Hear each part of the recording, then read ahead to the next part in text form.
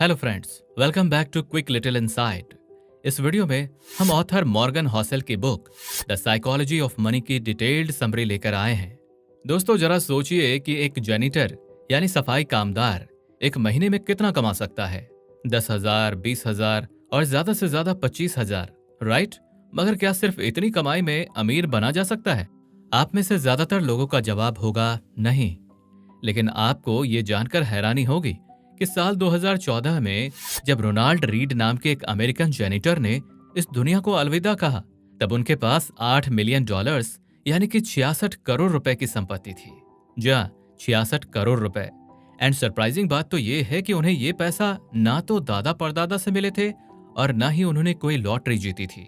बस वो हमेशा सेविंग करते थे और कंपाउंडिंग ने उन्हें मिलियनियर बना दिया। यानी कि अमीर बनने के लिए आप कितना कमाते हैं से ज्यादा इंपॉर्टेंट है आप पैसों के साथ कैसा बर्ताव करते हैं। पैसों को लेकर आपकी साइकोलॉजी कैसी है और क्या आप अपने पैसों को संभाल पाने की काबिलियत रखते हैं। पैसों के इसी मनोविज्ञान को समझाने के लिए ऑथर मॉर्गन हॉसेल ने इस बुक में कई ऐसे इंपॉर्टेंट लेसन्स शेयर किए हैं जो पैसों को लेकर आपका नजरिया ही बदल देंगे और सिर्फ अमीर बनना ही नहीं बल्कि जीवन भर अमीर बने रहना भी सिखाएंगे, जिसकी समरी अगले 10 मिनट में हम आपके साथ शेयर करने वाले हैं। तो पूरा वीडियो जरूर देखिएगा और आप नए व्यूअर्स हैं तो चैनल को सब्सक्राइब भी कर दीजिएगा। Lesson number 1, no one is crazy.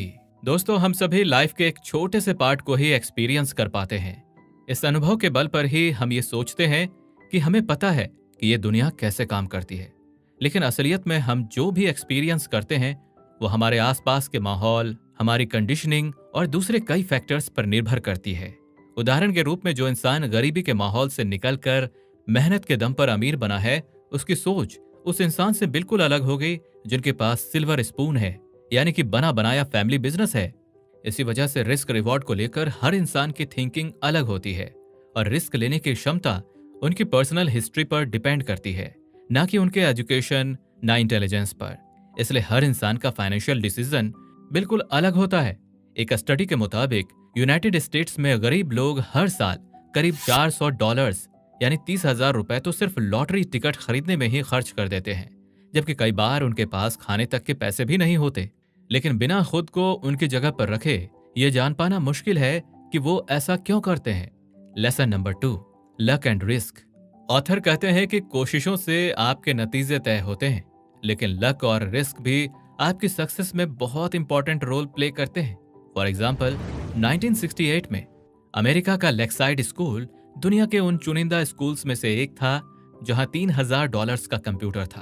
उस वक्त दुनिया भर में 33 करोड़ बच्चे हाई स्कूल में थे, लेकिन लेक्साइड स्कूल में सिर्फ 300 बच्चे थे, जिनमें से सिर्फ बिल गेट्स और केंट इवांस नाम के 2 बच्चे ही कंप्यूटर में एक्सपर्ट थे।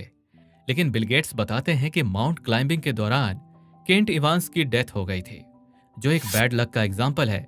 वही मैंने अपने पैशन को प्रोफेशन बनाकर कंप्यूटर से जुड़ी बड़ी कंपनी बना दी, जो कि गुड लक का एग्जाम्पल है। इसी तरह अगर आपका कोई इन्वेस्टमेंट फेल हो जाता है तो हो सकता है कि इसका कारण आप या आपके रिस्क नहीं बल्कि लक हो। Lesson number 3, never enough.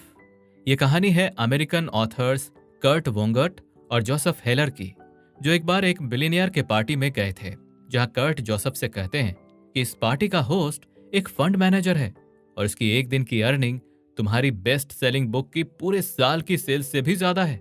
यह सुनकर जोसेफ ने कहा कि कर्ट, तुम्हारी बात तो बिल्कुल सही है, लेकिन मेरे पास कुछ ऐसा है जो उसके पास कभी नहीं होगा, और वो है एनफ, यानी बहुत। दोस्तों, इंसानी दिमाग हमेशा ज्यादा की तलाश में रहता है। चाहे हमारे पास जितना भी हो, लेकिन हम हमेशा दूसरों के साथ खुद की तुलना करते हैं और हमेशा दुखी रहते हैं।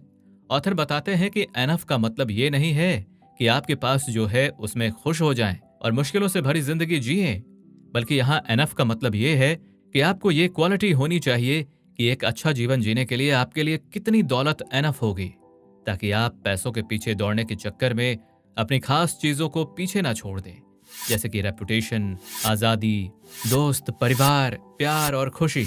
इसलिए जीतने का सिर्फ एक ही रास्ता है कि अगर आप अपनी मंजिल पर पहुंच गए हैं तो फिर दूसरे खेल का हिस्सा ना बने। Lesson number 4, confounding compounding. Morgan कहते हैं कि वॉरेन बुफे सिर्फ एक अच्छे इन्वेस्टर नहीं थे, बल्कि वो कंसिस्टेंटली पिछले 75 सालों से एक अच्छे इन्वेस्टर रहे हैं। जी हाँ, उन्होंने सिर्फ 10 साल की उम्र से ही इन्वेस्टिंग शुरू कर दी थी। और आपको ये जानकर हैरानी होगी कि जब ये बुक लिखी गई थी उस वक्त वॉरेन बुफे की नेटवर्थ 84.5 बिलियन डॉलर्स थी, जिसमें से 81.5 बिलियन डॉलर्स उनके 65th बर्थडे के बाद बढ़ी थी। यानी कि वॉरेन बुफे ने करीब 10 सालों में इतना पैसा कमाया जितना उन्होंने पिछले 55 सालों की इन्वेस्टिंग में भी नहीं कमाया था। लेकिन अगर वो तब उन कंपनीज में इन्वेस्ट ना करते तो आज उनकी नेटवर्थ बिल्कुल भी ना बढ़ती। इससे हमें यह सीख मिलती है कि पैसों से पैसे कमाने यानी कि कंपाउंडिंग के लिए टाइम की जरूरत होती है और टाइम देने के लिए सब्र की जरूरत होती है। Lesson number 5, getting wealthy versus staying wealthy. पैसा पाना और बनाए रखना बिल्कुल अलग चीजें हैं। आप जॉब या बिजनेस में मेहनत से, रिस्क लेकर, लॉटरी से या फिर इन्वेस्टिंग में बड़ा दांव खेलकर पैसा पा तो सकते हो, लेकिन अगर पैसों को लेकर आपका माइंडसेट सही नहीं है तो फिर वो पैसा कुछ ही समय में आपके हाथ में से फिसल जाएगा और आप फिर से गरीब हो जाओगे। लेकिन अगर आपको पैसों को संभालना आ गया तो फिर वो पैसा आपको और ज्यादा पैसा कमा कर देगा। पैसा बनाए रखने के लिए विनम्रता और इस डर की जरूरत होती है कि जो आपने कमाया है वो जल्द आपके हाथ से निकल भी सकता है।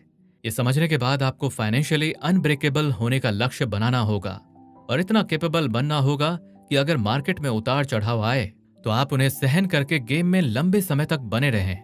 Lesson number 6, ultra luxury is pointless.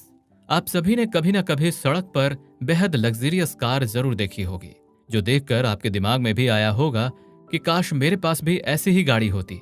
लेकिन अब आप ये याद करने की कोशिश कीजिए कि क्या वो कार जो इंसान ड्राइव कर रहा था वो आपको याद है?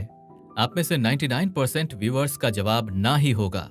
लग्जरी प्रोडक्ट्स वाकई में काफी अट्रैक्टिव होते हैं, लेकिन ऑथर का कहना है कि भले ही आपको लगता हो कि आपके लग्जरी आइटम्स देख लोग आपसे इंप्रेस हो रहे हैं, लेकिन इंप्रेस होने के बजाय लोग या तो उसमें से खामी निकालते हैं या फिर ये कहते देर नहीं करते कि इसकी किस्मत अच्छी थी तो ये अमीर हुआ और भूल जाते हैं। इसलिए सभी महंगे महंगे स्टेटस सिंबल्स आखिर में पॉइंटलेस ही होते हैं, क्योंकि एक नॉर्मल कार भी आपको अपनी मंजिल तक ले जाएगी और एक फरारी भी। बस फर्क इतना है कि फरारी को खरीदने और मेंटेन करने में आपकी जेब खाली हो जाएगी। ऑल्सो एट द एंड इसकी वैल्यू भी कम हो जाएगी। यानी यही लग्जरी सिंबल आपकी सबसे बड़ी लायबिलिटी करके आपका बड़ा लॉस करवा सकती है। अब ऐसा नहीं है कि आपको अपनी चाहत के लग्जरी प्रोडक्ट्स बिल्कुल नहीं खरीदने हैं, बल्कि इसके लिए आप 2 रूल्स फॉलो कर सकते हैं। पहला ये है कि अगर आपको कुछ खरीदने का मन करे तो उसे तुरंत खरीदने के बजाय 30 दिन वेट करें और 30 दिन के बाद भी आपको उसकी जरूरत महसूस हो तो उसे खरीद लें। और दूसरा रूल कहता है अफोर्ड नहीं कर सकते। As simple as that. Lesson number 7, tails you win. ऑथर बताते हैं कि लॉन्ग टर्म इन्वेस्टमेंट्स का आपके रिटर्न्स पर सबसे ज्यादा इंपैक्ट पड़ता है, लेकिन यह जानना लगभग इम्पॉसिबल है कि कौन सा इन्वेस्टमेंट लॉन्ग टर्म में आपको सबसे अच्छे रिटर्न्स देगा।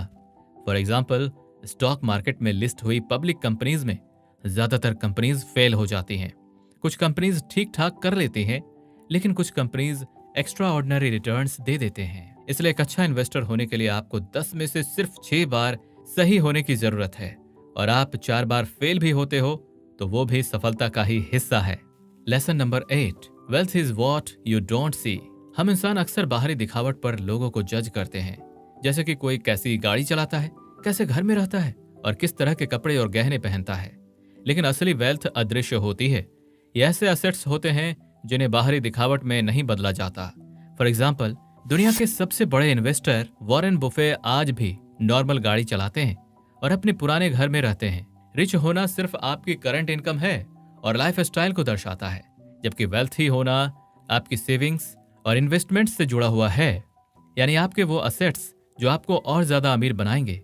यानी अमीर दिखना जरूरी नहीं, बल्कि अमीर होना जरूरी है। और जब आपने ये बात समझ ली तो आप अपने पैसों को गंवाने के बजाय और ज्यादा मल्टीप्लाई करने की राह पर आगे निकल जाएंगे, जिससे आपकी वेल्थ हमेशा बढ़ती रहेगी। Lesson number 9, save money. Video की शुरुआत में हमने आपको जिन जेनिटर रोनाल्ड रीड के बारे में बताया, उनकी इनकम तो इतना ज्यादा नहीं थी, लेकिन वो हमेशा अपने पैसों को सेव करते थे। इसलिए फ्यूल स्टेशन पर काम करने और लोगों की घरों की सफाई करने जैसे छोटे काम करने के बावजूद उन्होंने $8 मिलियन की वेल्थ बना ली थी। आप अपनी कमाई में से जरूरतें पूरी करने के बाद जितना पैसा सेव करेंगे, वो पैसा डिसाइड करेगा कि आपकी वेल्थ कितनी जल्दी कंपाउंड होगी। ऑथर बताते हैं कि आपकी सेविंग्स आपके ईगो और आपकी इनकम के बीच का एक गैप है, और इसे बढ़ाने का सबसे अच्छा तरीका अपनी इनकम बढ़ाना नहीं, बल्कि अपनी विनम्रता को बढ़ाना है। अगर आप अपनी चाहतों को कम करेंगे तो आप कम खर्च करेंगे और ज्यादा सेविंग करेंगे, लेकिन आप अपनी इच्छाएं तभी कम कर सकते हैं जब आप इस बात पर ध्यान ना दें कि लोग आपके बारे में क्या सोचेंगे। इसलिए आपको विनम्र बनकर अपनी इच्छाओं पर कम गौर करके ज्यादा सेविंग करनी चाहिए। Lesson number 10, the seduction of pessimism. Negative thinking हमेशा पॉजिटिव थिंकिंग से ज्यादा अट्रैक्शन ग्रैब करती है। फॉर एग्जाम्पल, अगर कोई आपको अपनी प्रॉब्लम बता रहा है और आप उसे कहते हैं कि सब कुछ ठीक हो जाएगा, तो वो आपसे दूर निकल जाएंगे या आपको उलझन भरी निगाहों से देखेंगे। लेकिन अगर आप किसी को ये बताते हैं कि उन पर खतरा है, तो वो आपकी बात में पूरा अटेंशन देंगे। लेकिन ऑथर का कहना है कि प्रॉब्लम्स के साथ हमेशा सेम मैग्नीट्यूड का सलूशन भी आता है। जैसे कि 2000s में जब ऑयल के प्राइसेस बढ़े, तब कुछ खास तरह के ऑयल निकालना इकोनॉमिकली पॉसिबल हो सका। और जब पॉल्यूशन की वजह से ग्लोबल वार्मिंग का स्तर बढ़ा, तो सालों से ग्रो कर रहे पेट्रोल डीजल वाले व्हीकल के मार्केट के साथ इलेक्ट्रिक व्हीकल्स के मार्केट को भी ग्रो करने का मौका मिला। लेकिन नेगेटिव थिंकर्स इस बात को समझ नहीं पाते। कोरोना से लेकर अर्थक्वेक्स और वॉर जैसी ट्रेजेडी तो रातों रात हो जाती है, लेकिन किसी मिरेकल का एक बार में होना मुश्किल है। इसलिए अपनी निराशावादी यानी पेसिमिस्ट सोच को छोड़कर आशावादी यानी ऑप्टिमिस्ट सोच अपनाएं। तो दोस्तों, ये थी द साइकोलॉजी ऑफ मनी की डिटेल्ड समरी। आपने इस समरी से क्या सीखा और आप कितनी नेटवर्थ बनाना चाहते हैं, कमेंट करके जरूर बताएं। और ये समरी हेल्पफुल लगी हो तो वीडियो को लाइक करने के साथ साथ अपने दोस्तों के साथ भी जरूर शेयर कीजिए। और सेल्फ इंप्रूवमेंट बुक्स की ऐसी ही इजी समरीज देखते रहने के लिए हमारे चैनल को सब्सक्राइब करके बेल आइकन को जरूर प्रेस कर दीजिए। धन्यवाद।